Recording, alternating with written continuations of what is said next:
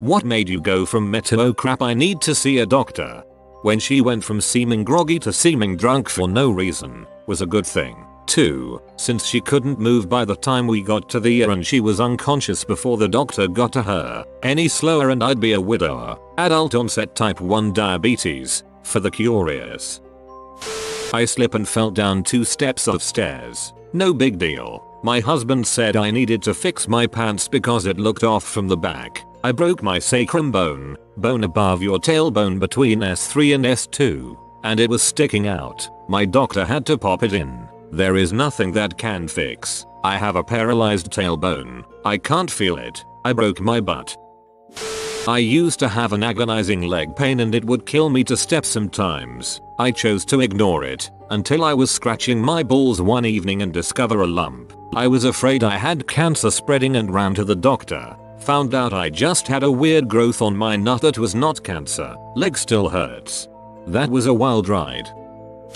4 am. Dry heaving. Meh. 8 am. Kind of loopy. Have to catch my flight home. Noon. Got wheelchaired off the plane. Escorted to connecting flight. 3 pm. Landed in hometown. Wheelchaired out to meet my girlfriend. 5 pm. Shivering uncontrollably in a scalding hot shower. Abdomen pain so bad I couldn't even stand up straight. 5:30 pm. Admitted to hospital. Got scans and tests overnight. 7 am. Appendix surgery. Worst birthday so far. Dude, I feel you on that. The one appendicitis shows up is so crappy. I had my appendectomy the first week of boot camp and that sucked so bad. I can't imagine having those symptoms on an airplane. My mentor, a man suffering from brain cancer, poked the lump at the base of my throat and said, gravely, "That's cancer." Turns out, he was right. Turns out, do it or you will freaking die is a really good incentive to get someone to follow through with something. If you throw up coffee grounds and don't remember eating coffee, you are bleeding internally and should seek help immediately.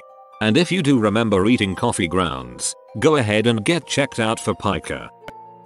I was an athlete in college, and one time I was at lift, and when I was removing the bar from the side holder on the squat rack I hit myself in the side of the head, just hard enough. I didn't think much of it, finished my lift and went home. I didn't feel great for the next few days. A few days later, after competing in a track meet, I was at a team barbecue and had the worst headache. After I left, I decided to do some homework with my friend, sat down in front of my computer, fell asleep for about 20 minutes, and when I woke up, I looked at my screen, and I was like, holy crap, I can't read. I had a concussion.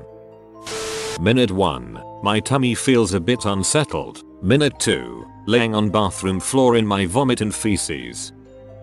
One day I went from my hearing is muffled in one ear to now I'm deaf in one ear to the room is spinning and I can't stop vomiting. Went to the ear real fast at that point. Now the room has stopped spinning, but I never did get that hearing back. Leg pain went from a nuisance to not being able to stand up. Turns out it was stage 3 cancer. If I had waited another week I would probably not be around anymore. So to edit, my doctors did several different types of scans on me. They ended up finding a tumor the size of a grapefruit on the base of my spine. A few days later they removed it and I further had 6 rounds of inpatient chemo and a further 6 weeks of radiation treatment. The cancer was called schwannoma neurofibromatosis and yes, I still have my leg. It was basically the same situation as the movie 50/50. Hey, my ankles look a little swollen. 5 minutes later. Hey, everything under my knee turned into a purple elephant foot. Also my pee is blood. Kidney failure. Not even once. Didn't have a period for a couple months. More like 6 months tbh. And thought nothing of it because well didn't have to bleed for a week yay. Until I had cramps that made me crawl through the house and almost rip my mom's shirt while crying asking to be taken to the hospital. It lasted a couple of hours but it had to happen twice for my mom to take me to an OBGYN. Went, did the exams and she said it's totally normal. I had an ongoing period from the end of December to February but in the last month I had normal period so yay.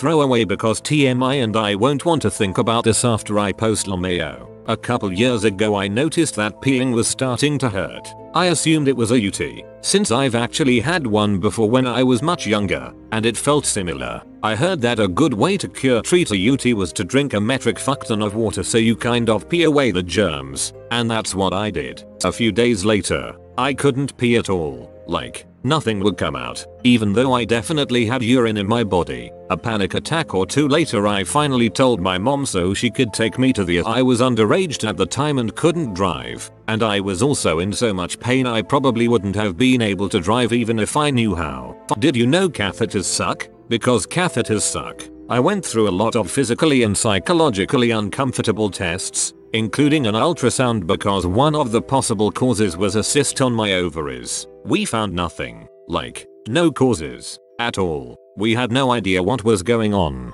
My urethra just decided it didn't want to pee anymore and clamped up, causing immense pain whenever something needed to pass through. Like that ton of water I drank under the impression that it was a UTI. Thankfully, there's a medication specifically for that sort of situation. It numbs up the urethra just enough that I could pee. That, combined with the catheter, probably saved my life. I wasn't anywhere near exploding bladder status yet, but I dang well could have been. Eventually, after a few days of taking the medication I was fine, and I've never had that happen since. Kind of an anticlimactic end, TBH, but it did go from meh to OP I need to go a hospital in the matter of a day or two.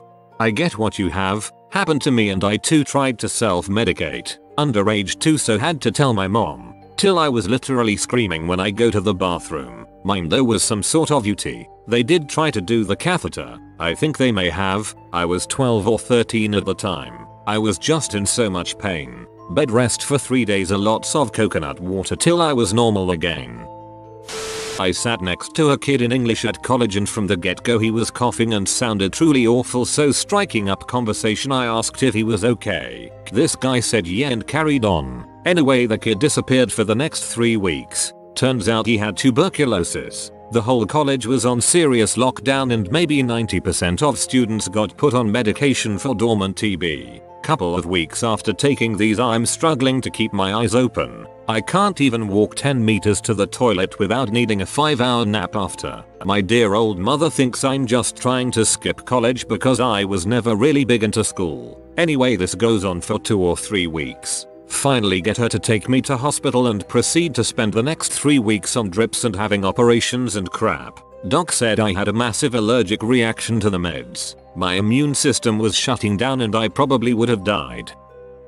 When I realized that I was throwing up so often that the acid had burned off my lips, my tongue, the roof of my mouth, and my throat, and that the bits of red weren't food, but blood. What kind of person just eats bits of red they find laying about? Kept coughing for a couple months. I thought I'd tough it out until I started coughing blood. The little unsettling pain between the butt cheeks turned out to be a pilonidal cyst. 2 years and 2 surgeries later it hasn't healed yet. Yeah, pilonidal cysts are the worst. They are extremely reluctant to heal.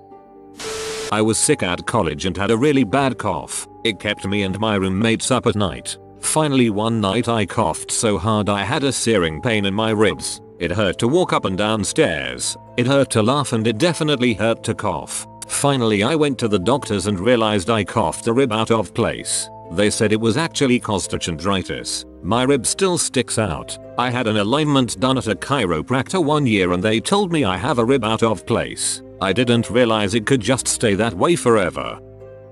Was having some tightness in my chest once in a while. Getting slightly out of breath over little things. Just once in a while over the course of several weeks. Went on a couple hikes with my then boyfriend. Was getting more out of breath than normal. Finally decided to go to the campus health center. Realized when I was walking up the small hill to the health center, I could not catch my breath. Explained to the person at the front desk I was having trouble breathing, which was very obvious at this point. Turned out, walking pneumonia and bronchitis, which for some reason after several weeks, got dramatically worse in the course of a couple days. Could barely do anything for about 2 weeks. Couldn't do any activity more than slowly walking for a couple months. About 4 months after our first baby was born, my wife started getting really bad stomach aches. Fit like 3 days she went through it no problem. 4th day went to doctor. They gave her some meds for pain and sent us on our way. Next day still not better. We were leaving for airport to go out of town for Christmas. Called my dad who is a doctor and told him what they said and what was going on. He asked if her eyes looked yellow. Hadn't noticed, but yeah, the whites were crazy yellow. Almost brown. He said hang up and get to her, she is about to die. Turns out he was right. Gallstone had blocked gallbladder and she was rushed into emergency surgery. They said it had been blocked probably all week and she was in serious trouble. They said if we boarded that plane it probably would have ruptured and she would not have made it. Went from packing for trip to show new baby to family to a week in hospital quick. To make it worse, they didn't tell her they went in through belly button. Coming out of anesthesia she sat there digging in it, basically digging her finger into her body. They also gave her some pain meds that turned her grader crazy, like throwing crap around hospital room and getting up to go for a smoke like 3 hours after surgery. She didn't smoke. Was her intense Christmas.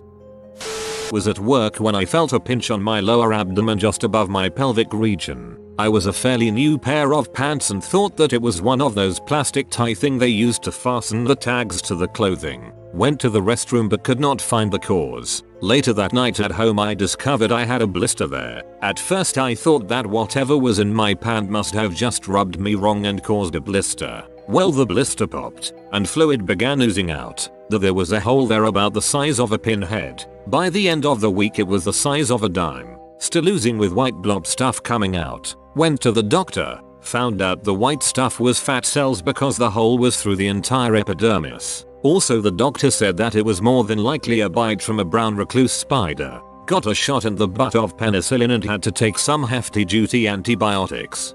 God, that sounds like a nightmare. Severe pain that didn't go away for a week. I had a lump between my spine and shoulder blade that grew for about 6 years. It got infected one day. I figured it would get better. It didn't. Also, when I thought I had the flu for 2 weeks, it went away. Then I woke up with 50 red spots, about 3-inch diameter, all over my body. Long story short, Lyme disease. When the intense anxiety, hopelessness and stress faded to black, I silently got up from my seat at work, said nothing to no one, walked out of the building and headed to the transit center. Got on the bus and headed to the liquor store to get a pint, fully intending on drinking it on the way to the tallest bridge and then jumping. When I got off the bus, instead of walking to get the pint, I walked home and called the crisis center. Ro, glad you switched plans. I had really bad pains in my lower stomach. I rarely get bad cramps, but this had me laying on the floor. MedExpress said it was probably nothing to worry about. I trusted my instinct, went to the ER, and it turned out my appendix ruptured.